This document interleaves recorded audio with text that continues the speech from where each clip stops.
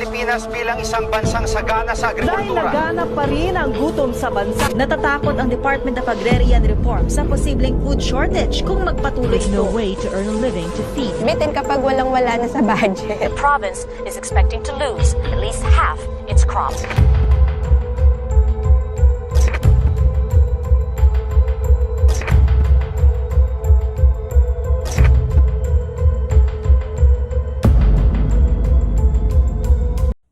Good day everyone. In this video, I will be discussing to you the policies on agrarian reform and we will gonna jump off to the land ownership in the Philippines under Spain. My name is Baishaleha Husna Ipinto from BSP 1A. When we say agrarian reform, it is essentially the rectification of the whole system of culture, in which when we say rectification naman, it is the act of correcting something or making something right.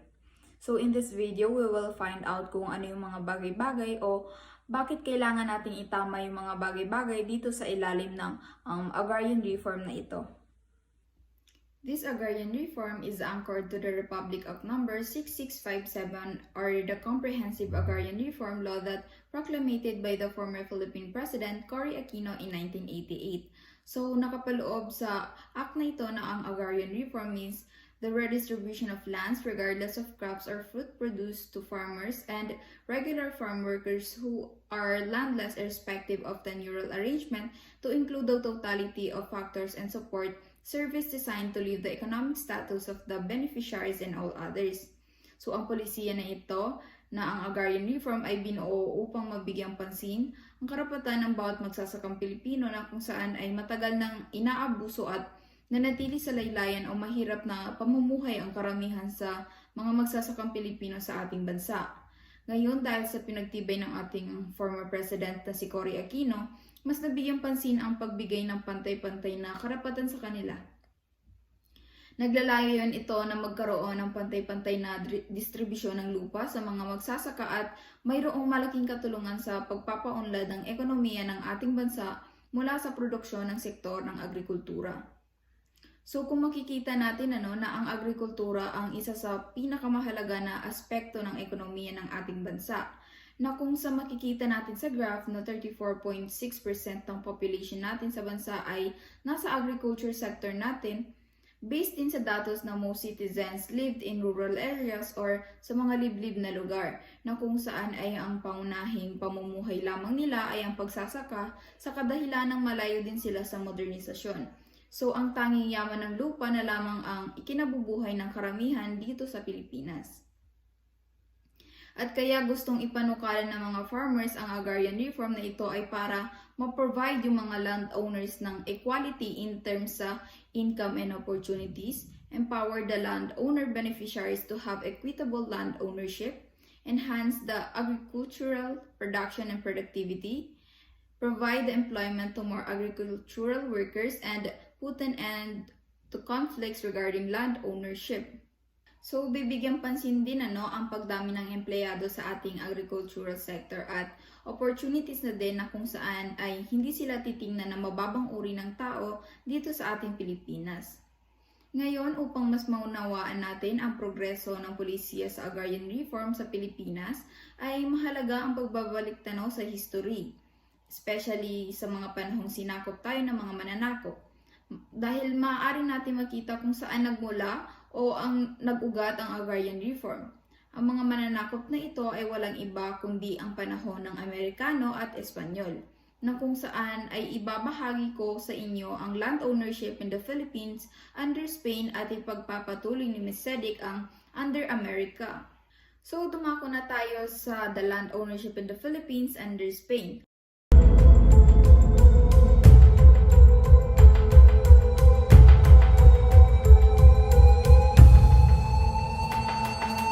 So mababasa nyo dyan nung dumating ang Espanyol ay dinala nila sa ating bansa o inimpluwensyahan nila tayo sa isang sistema na tinatawag nilang Pueblo Agriculture. Pueblo is the Spanish word both for town or village and people, na kung saan sa ilalim ng sistema na ito ay ang mga komunidad sa nasa rural areas ay nakafocus lamang sa agriculture o ang pagtatanim. At binibigyan ito ng mga Espanyol ng 4 to 5 hectares na lupa para isaka or pagtaniman ito or pagyamanin.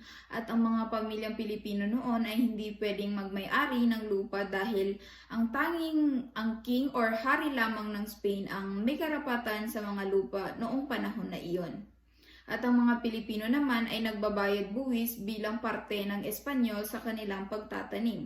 In short, ang mga Pilipino noon ay nagiging dayuhan na sa sarili nilang lupain. Hindi rin sila binigyan ng karapatan kailanman na maging landowners kundi landholders lamang.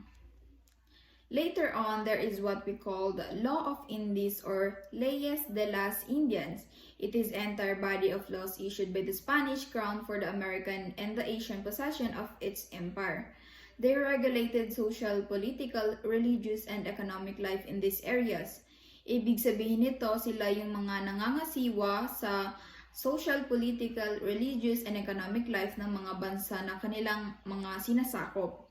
Through this law of Indies, the Spanish crown or the monarchy of the Spain awarded vast tracts land to friar land religious orders. So, ito yung mga Katolik kung saan binibigyan sila ng lupain para makapagpatayo ng mga churches.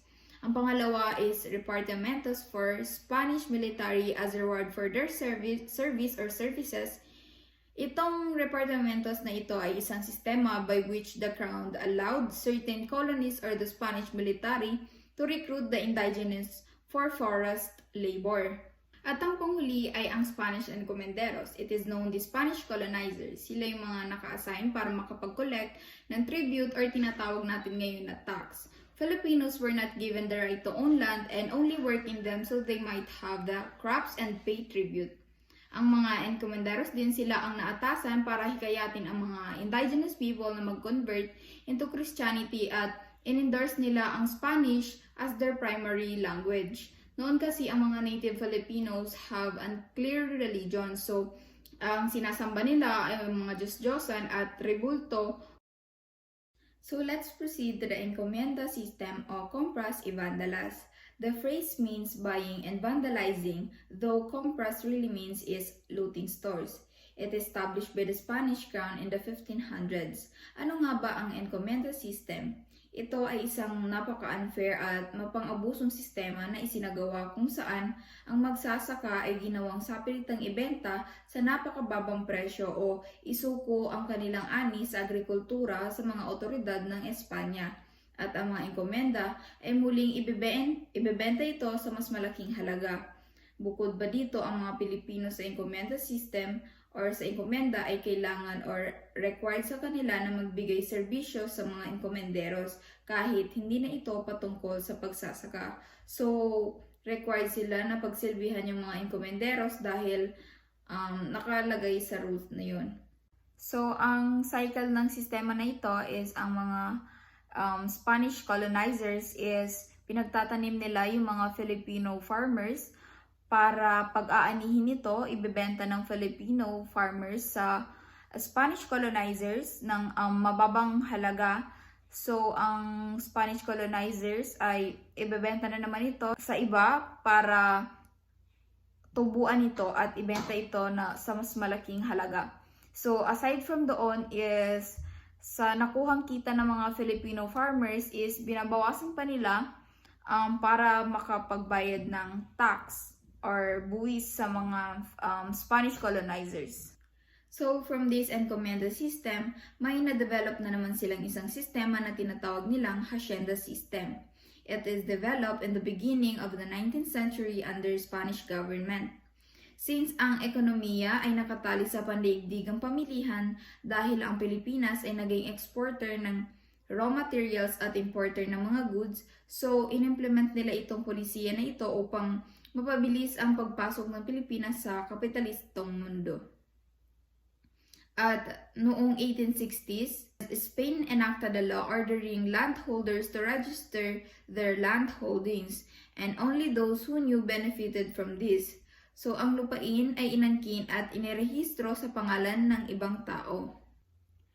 So, sa hacienda system, ang nangyari dito is nag-enact ng bagong law ang Spanish government na ipapa-register daw yung landholders or kumbaga renew. So, Ang nag-benefit lang dito is ang mga Spanish since sila yung nagpatupad.